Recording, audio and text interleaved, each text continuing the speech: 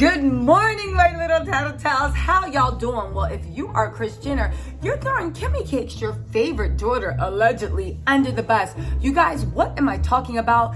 If you don't know, Ray J came out with explosive allegations yesterday saying that Kris Jenner and Kim not only brokered that tape deal along with them and made him look like lots of things I can't say because I don't want to get demonetized, but also kind of exposed them as being kind of weirdos, right? Well, it looks like Kris Jenner saw the way public was side-eyeing her and has gotten back in the game to say, issue a kind of denial. Y'all, let's get into this. But before we do, y'all, you know I am trying to grow. Your girl is out here in the streets. Cha-cha! Listen, can you hit that like, follow, subscribe, share? Listen, hit the dislike button. It literally helps the algorithm just the same. All right, y'all, let's get into this. All right. So this is reported from TMZ. And if you know TMZ is kind of turning on the Kardashians, Ray J definitely has something going on. Now, here is what it says. Let me just back this up real quick. I feel like you guys are like right here. Okay, let's get into this, right? Kris Jenner issued a statement saying, I didn't negotiate Kim's tape deal. Now, I will say this. You guys don't find it odd that Kim we will effing bury them. Kardashian has been mute on what's going on with Ray J. I said it yesterday and I'll say it again. The language that Ray J is using is the exact same language that Cardi B used in the Tasha K case. Ray J is a businessman. He has been sitting in the cut, seeing how they literally handled this defamation lawsuit. China did a great case. They are appealing it, but there were some things. Listen, it's like a game, not a football game. Nobody knows the way it's going to go until it's over. He saw where the weak points are and he's moving in. But I think we would all be naive to listen to what Ray J put in that exclusive interview and not think that there is some type of legal action hovering there if Kim does not issue a full apology. I'll get into that why, but let's get into this, right? Ray J insists Kris Jenner was smack in the middle of negotiating Kim and Ray J's tape. Now, I will say this, TMZ, who writes this stuff, right? But let me stop, because you know I love a dramatic stare, smack in the middle. Anyway, but we've learned the businesswoman of the century was hands off when the deal was cut. Interesting wording. Sources with direct knowledge tell TMZ. Who's the direct knowledge? Does their name sound like Kris and Ryan and start with a K? Literally, I just want to know, right? Kris never negotiated with Vivid Entertainment, which distributed the tape back in 2007. But we're told Kim and Ray J dealt with Vivid directly and with their lawyers. Again, two things. One, this is distancing herself from a defamation lawsuit. This is distancing herself. Two, I also think that, listen, we all talk about like, ooh, Kris Jenner, she's a genius. She's this, she's that.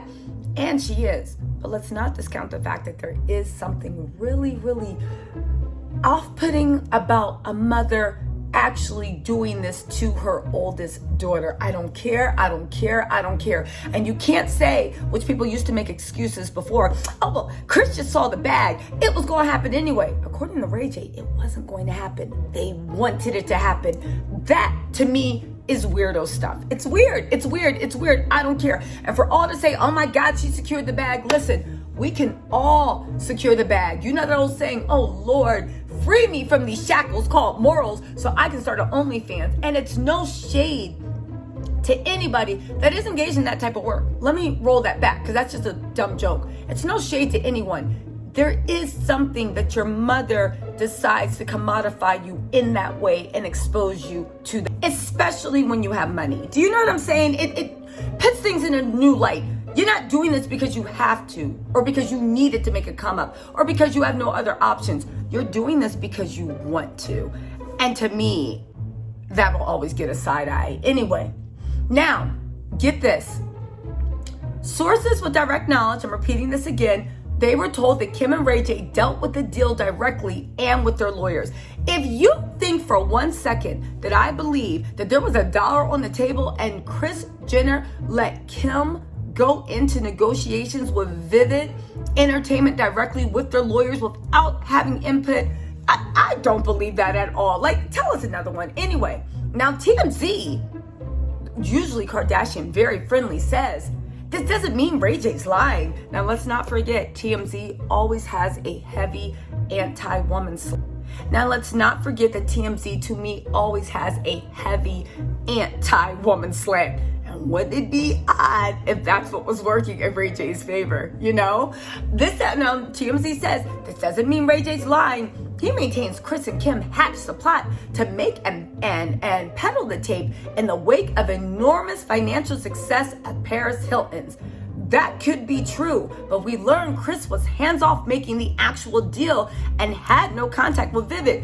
Okay, but even if this is true, the things that we're worried about, the things that makes this so weird, the things that make this so odd, Kris, you literally had a plan in making it and hatching the scheme to peddle it out. And then you put your oldest firstborn daughter with lawyers to actually make sure that she got the best deal. So your hands will be off of it, because even you knew it would be weird, a mother sitting there at the table negotiating. This is just my opinion, right?